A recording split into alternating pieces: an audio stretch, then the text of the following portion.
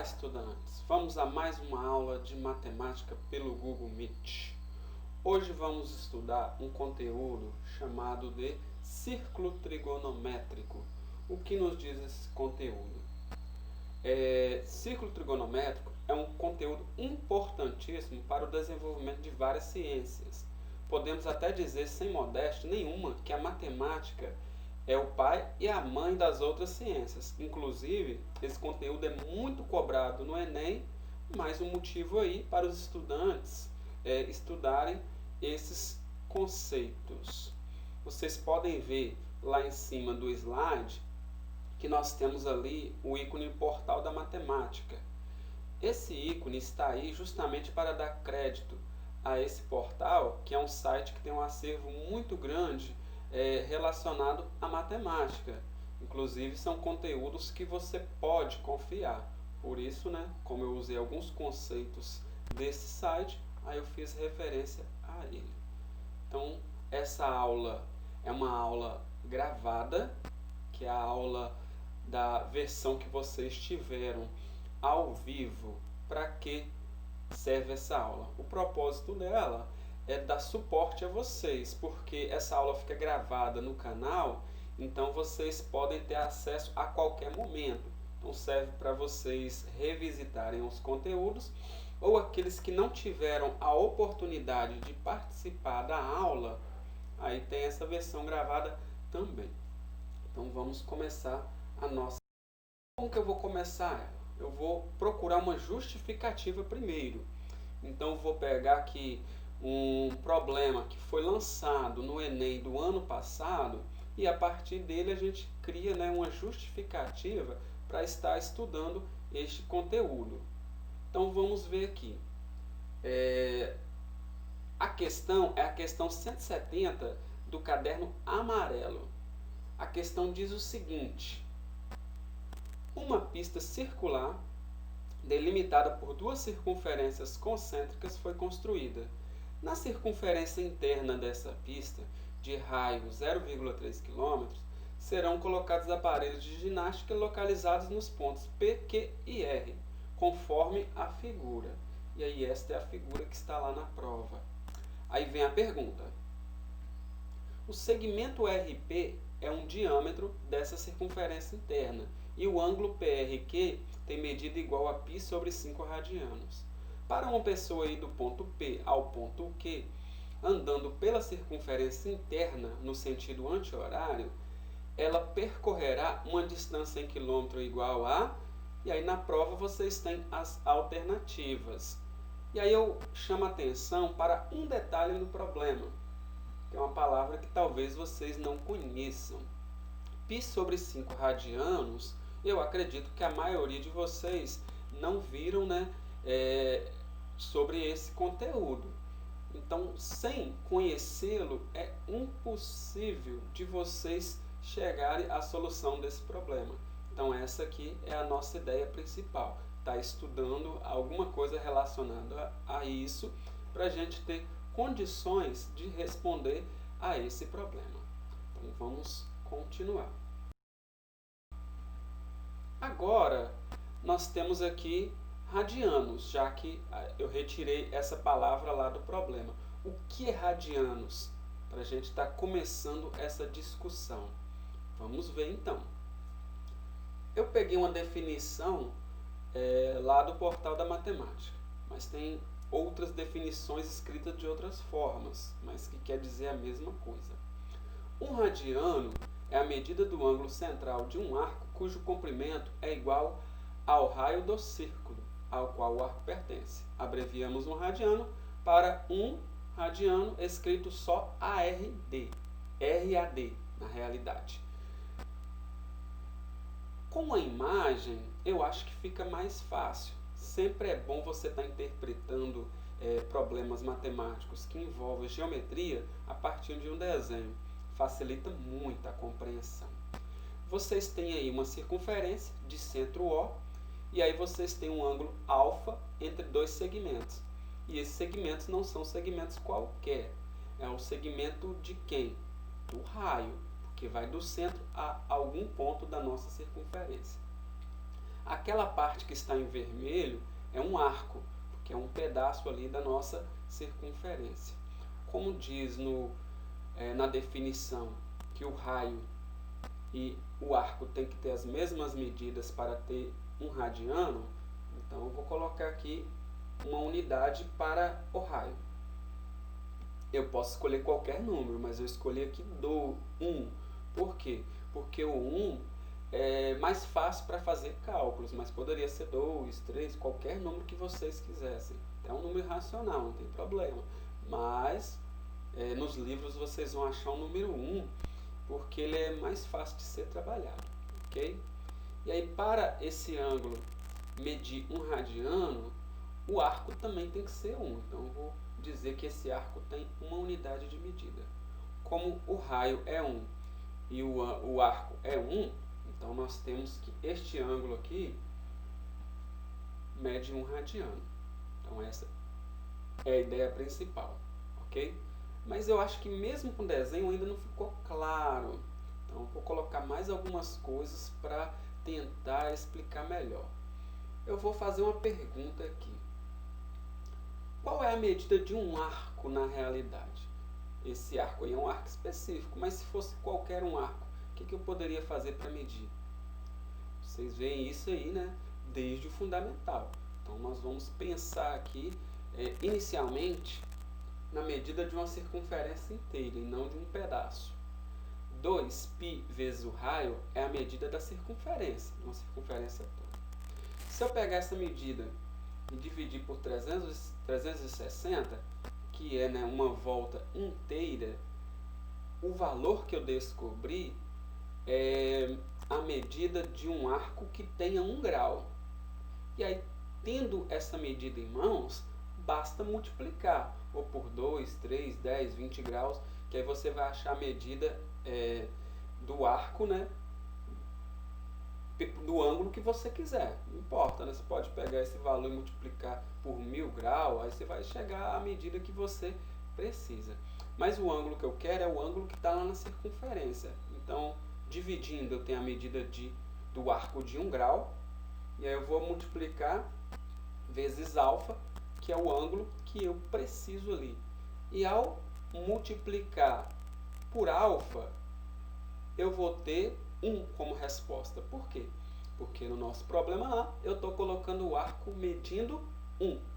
Então, essa multiplicação vai me dar 1, porque nós estamos medindo ali radianos. E aí agora eu vou manipular essa expressão. Como o raio também é 1, eu vou colocar 1 no lugar do raio. Então, eu tenho ali 2π vezes 1.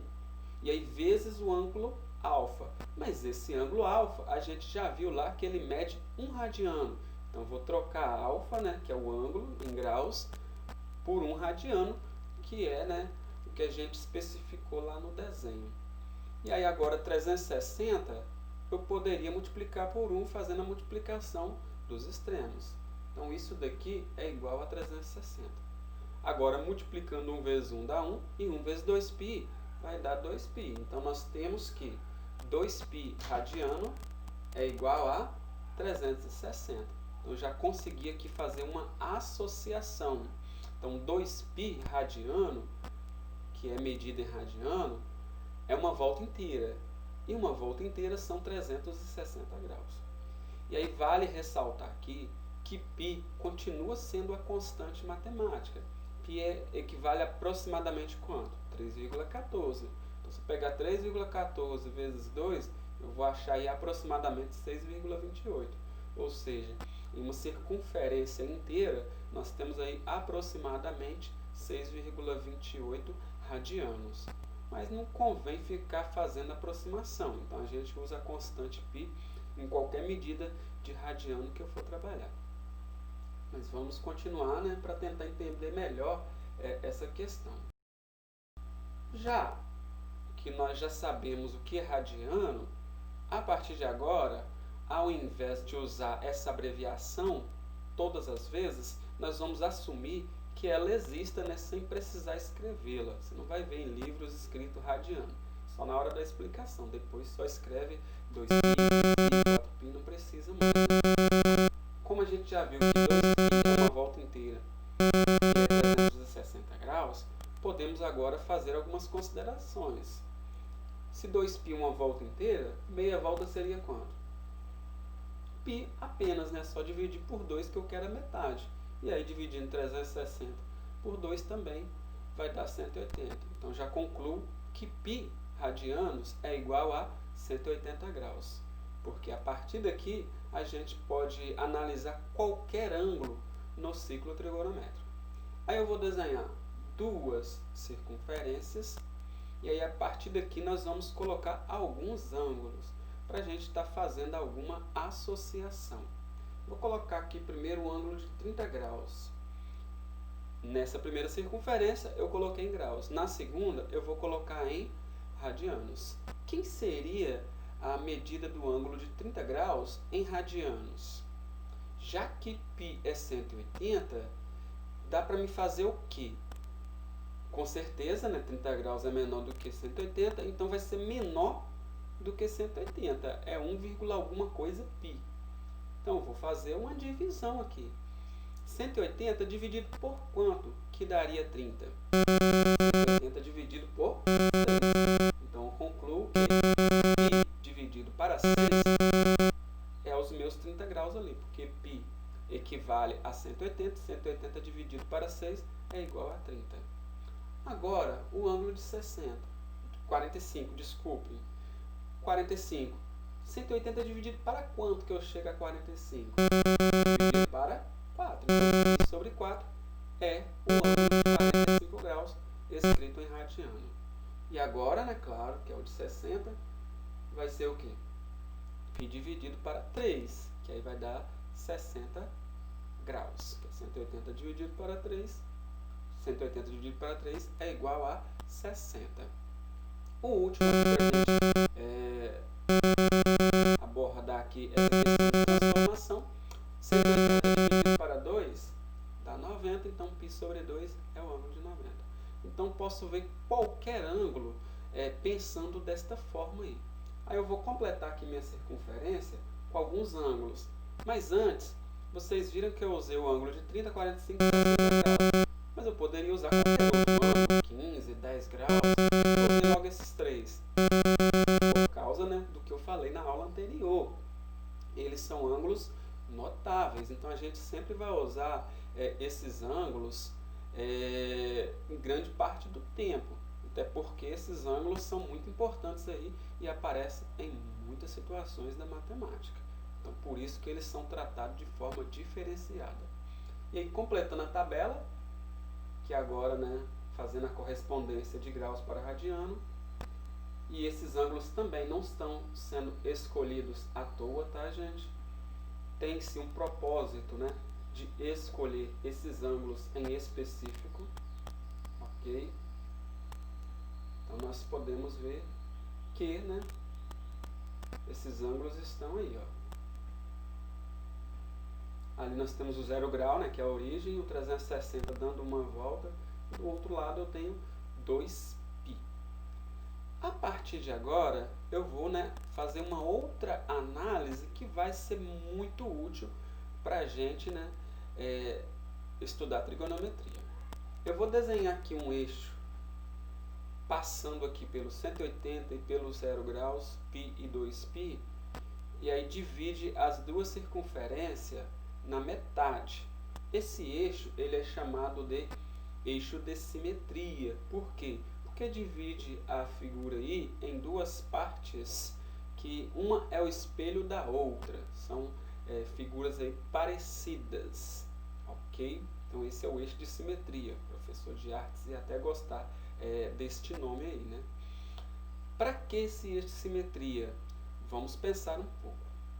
Se eu olhar alguns daqueles ângulos ali, que inclusive já estão destacados, vocês podem ver que eles têm a mesma distância até o eixo de simetria. A gente diz que esses ângulos são simétricos ou que eles são congruentes. Essa congruência entre ângulos vai nos ajudar muito. Temos mais ângulos congruentes aqui, ó. Estes que eu acabei de desenhar. E também estes. Mas claro, né, que são infinitos. Eu só estou destacando aqui os mais importantes e mais utilizados, ok? Mas, né, vamos falar mais sobre isso. Para que eu tenho que saber a simetria entre os ângulos? Porque ângulos simétricos são chamados de ângulos congruentes, ou seja, eles têm mesmos senos, cossenos, tangentes, diferenciando-se apenas os sinais de positivo e negativo. Então, daí a importância de saber a simetria desses ângulos, ou seja, né, esses ângulos que têm a mesma distância até o eixo de simetria, nós teremos aí o mesmo seno, cosseno, tangente, só diferencia o sinal. Até porque, se vocês lembrarem lá da tabela trigonométrica, eu vou de 0 a 90 graus. Os ângulos acima de 90 graus, eles vão repetir o seno, cosseno e a tangente, só que vai ter sinais diferentes. Vocês podem até ver alguns ângulos ali que são simétricos, por exemplo ali 30 e 150 tem o mesmo seno, cosseno e tangente, podendo aí diferenciar o sinal. 45, 135, 210 e 330 também, né, são ângulos congruentes. Então isso é muito importante para o nosso estudo. Mas, né, vamos continuar, que aí lá na frente a gente vai precisar de lembrar disso daqui, ok?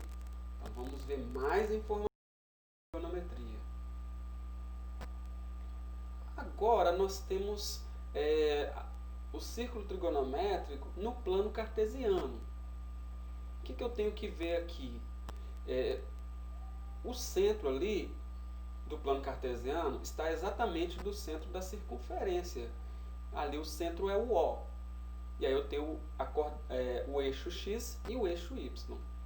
Aí eu vou desenhar aqui essas chaves para indicar a medida do raio. Nós já vimos anteriormente que a gente vai usar um raio unitário. Pode ser outro? Pode, mas em livros a gente sempre utiliza o 1 porque é mais fácil para calcular. Então nós vamos trabalhar com raio unitário. Ok? Esse ponto P pode estar presente em qualquer ponto, né, da circunferência. E esse ponto P vai indicar quem? O ângulo. Partindo, né, de 0, aí eu vou girando e aí eu chego a qualquer ângulo, né, que eu precise. E aí, quando eu falo em girar, eu posso falar o quê? Eu posso girar para um lado ou para o outro. Então, não faz sentido eu ficar dando uma direção apenas. Mas quando você girar em sentido anti-horário, o sinal do ângulo vai ser positivo. Quando você girar em sentido horário, o sinal do ângulo vai ser negativo. Então esse detalhe é importante. Mas a gente vai utilizar mais o sentido anti-horário, que é o positivo. Vamos mais algumas informações.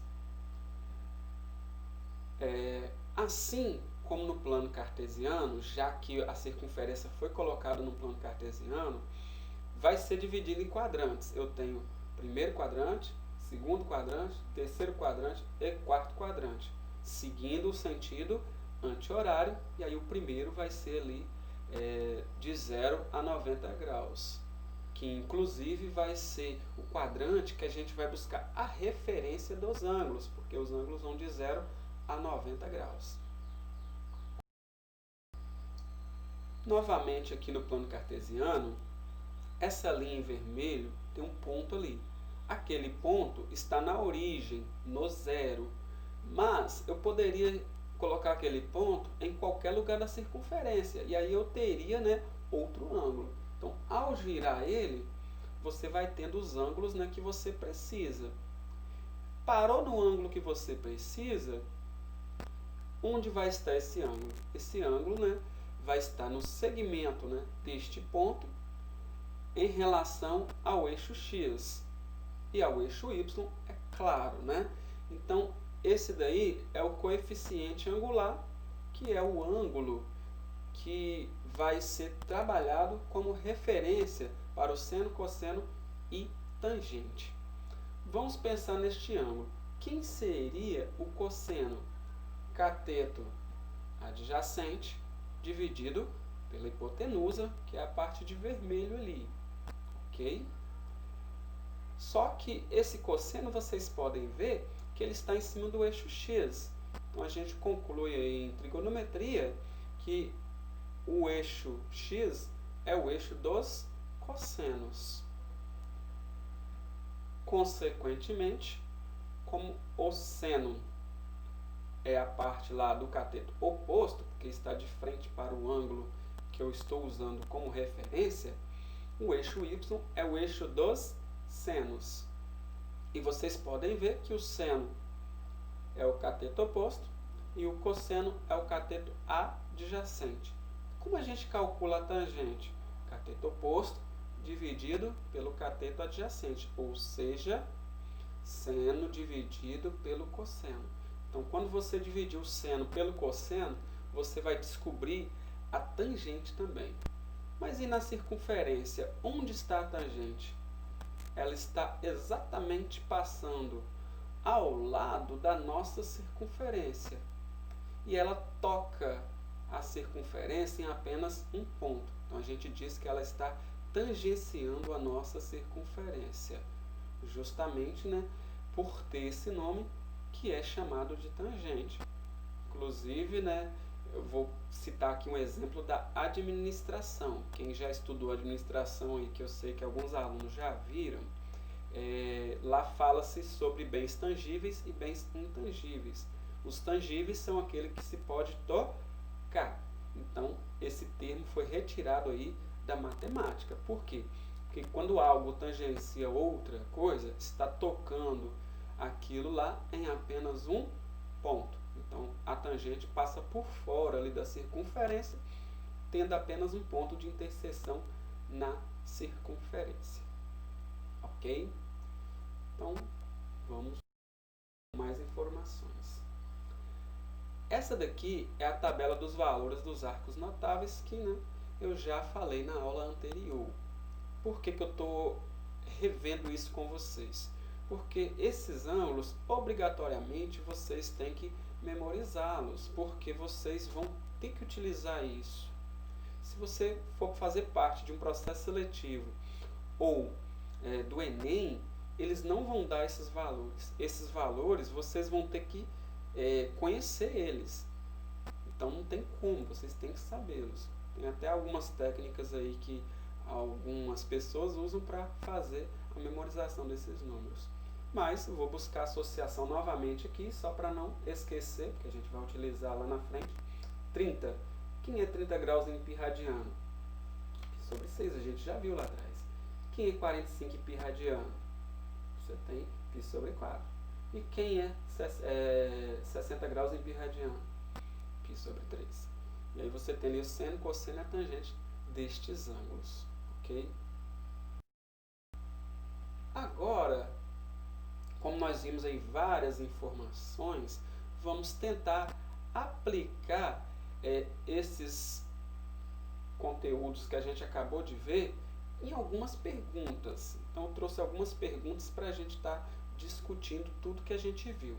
Vamos à primeira pergunta. Qual é a medida do ângulo de 510 graus em radianos? Vocês podem até perguntar, 510 graus, professor? Mas não são 360 graus? Vai de 0 a 360 uma circunferência? Sim, mas como eu estou tratando de giros aí na circunferência, quando eu der uma volta eu tenho 360 graus. Se eu der duas voltas, eu vou ter 720. Se eu der 3.080 e assim sucessivamente. Eu posso ter infinitas voltas. Então, neste caso, eu tive aí uma volta e alguma coisa. Então, essa é a nossa ideia aí. E aí eu vou ensinar uma maneira de fazer essa transformação, que não é a única.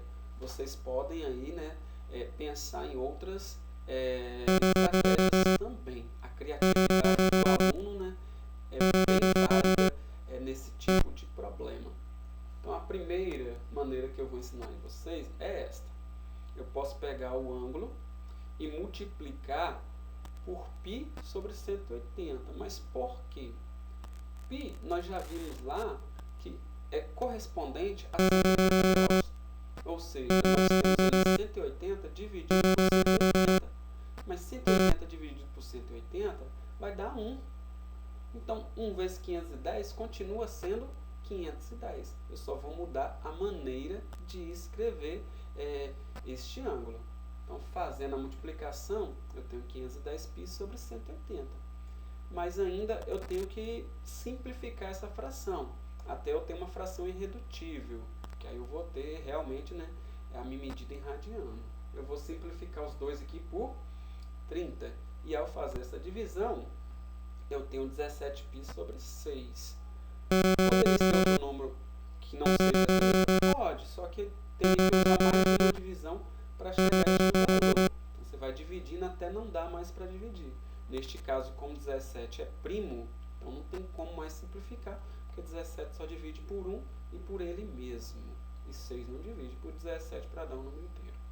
Então, 17π sobre 6 radiano é a medida em radiano do ângulo 510 graus. Vamos à nossa segunda pergunta aqui.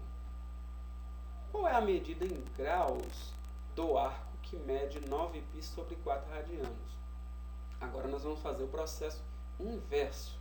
Eu tenho aí a medida em radiano, quero transformar em graus. Vamos tentar fazer essa transformação. É só fazer o processo inverso. Lá eu multipliquei por π sobre 180. Aqui eu vou multiplicar por 180 sobre π. Aí, fazendo a multiplicação, eu tenho 1620π dividido por 4π. E aí, π dividido por π dá 1. E aí, só dividir os valores, eu vou chegar a 405 graus. E aí, respondido aí essa segunda questão.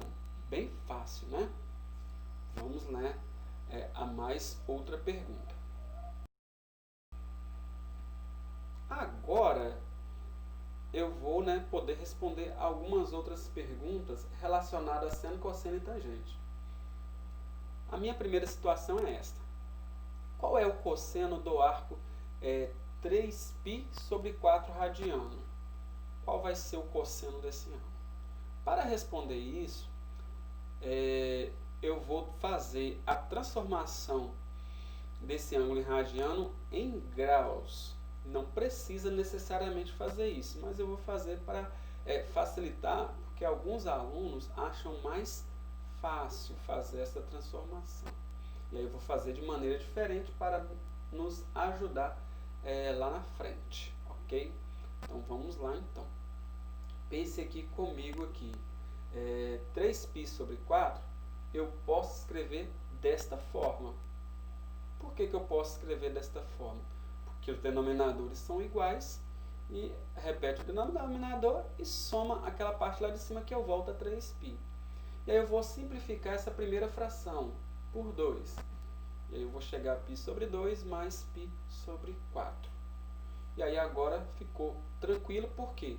Porque como π corresponde a 180 graus, 180 dividido por 2, 90.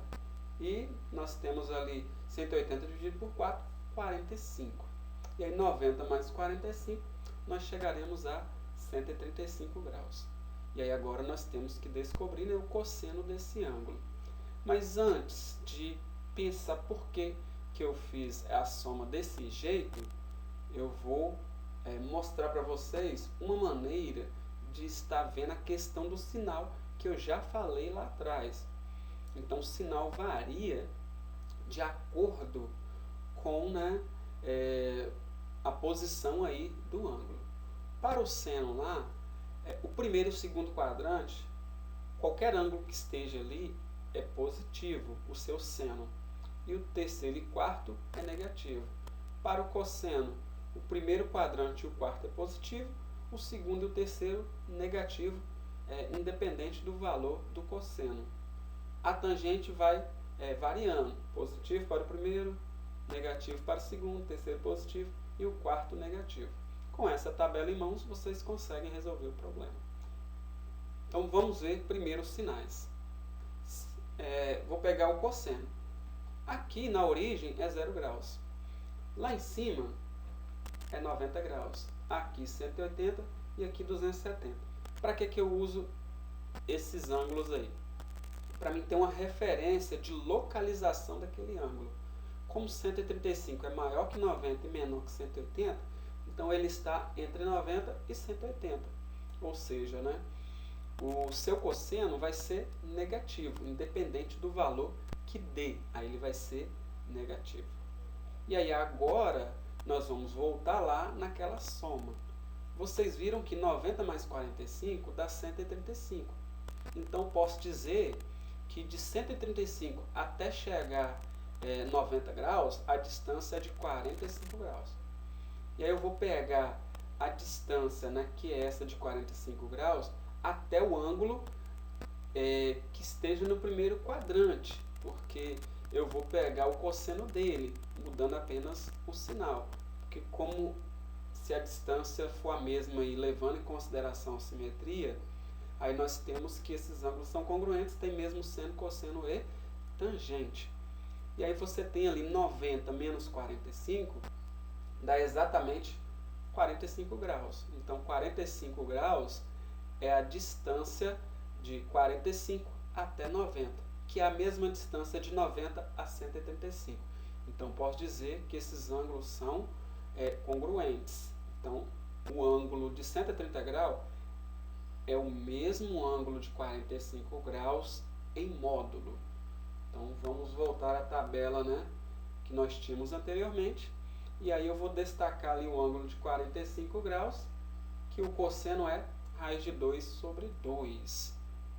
Logo, a gente pode concluir que o seno de 3π sobre 4 é igual a menos raiz de 2 sobre 2. Aí respondido este problema. Vocês viram que tem bastante detalhes, então a gente tem que prestar bastante atenção na hora de resolver esse tipo de problema. Caso vocês tenham dúvida, aí vocês voltem lá no eixo de simetria, porque essa correspondência está lá. Então é só ver essa distância aí até o eixo de simetria. Essa daqui é só mais uma forma de resolver, mas a imagem eu acredito que seja melhor, mais fácil para vocês trabalharem. Qualquer momento vocês podem retornar lá aquele desenho, ok? Vamos lá às nossas últimas considerações. Para finalizar, eu pergunto a vocês, qual é o seno, cosseno e tangente de 0, 90 graus, 180 graus e 270 graus? Para responder essa pergunta, eu vou voltar ao ciclo trigonométrico e aí eu vou colocar algumas coisas aqui nesse ciclo trigonométrico. Primeira coisa, quem é o eixo dos senos? É o eixo Y. Quem é o eixo dos cossenos? É o eixo X. E agora nós temos a tangente fica onde? A tangente está passando aqui do lado, tangenciando aí a circunferência. E aí agora vamos pensar em outras coisas. O raio é unitário, a gente já viu lá que a gente vai trabalhar com raio unitário. Então a distância do centro até esse ponto é 1, até esse ponto é 1, mas como está no plano cartesiano, para a esquerda eu tenho menos 1 e para baixo eu tenho menos 1. E como novamente, né, nós estamos no plano cartesiano, aí agora eu tenho que pensar o quê? Nas coordenadas desses pontos. O primeiro ponto ali que eu coloquei, a coordenada é 1 e 0. 1 para x e 0 para y, pensando em coordenadas cartesianas. Para o outro 1 positivo, eu tenho 0 e 1. Para o 1 negativo, eu tenho menos 1 e 0, que é x e y. Internacionalmente, sempre x é o primeiro e y é o segundo.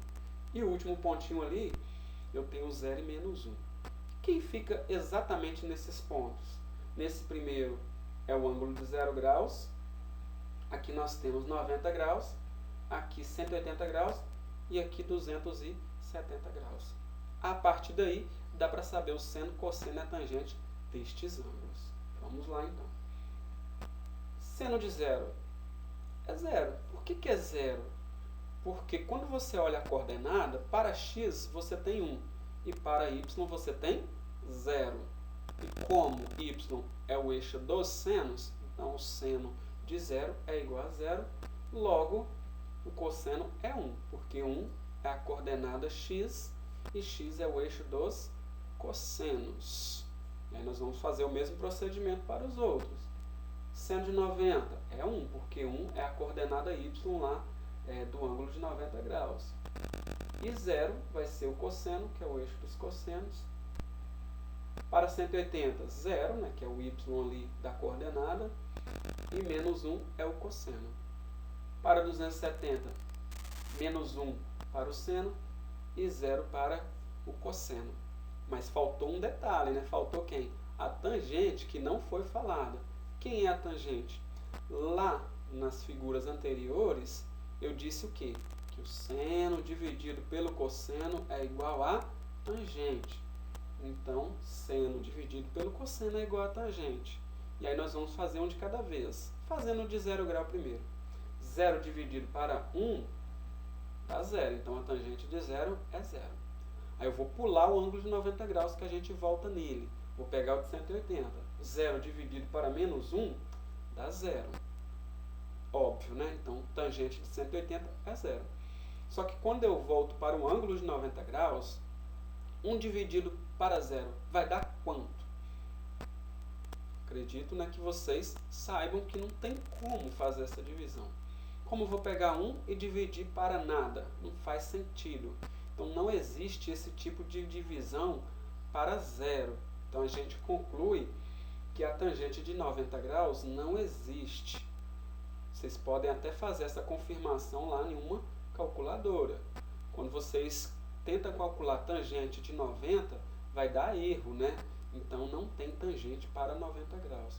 E também a mesma coisa acontece para o 270.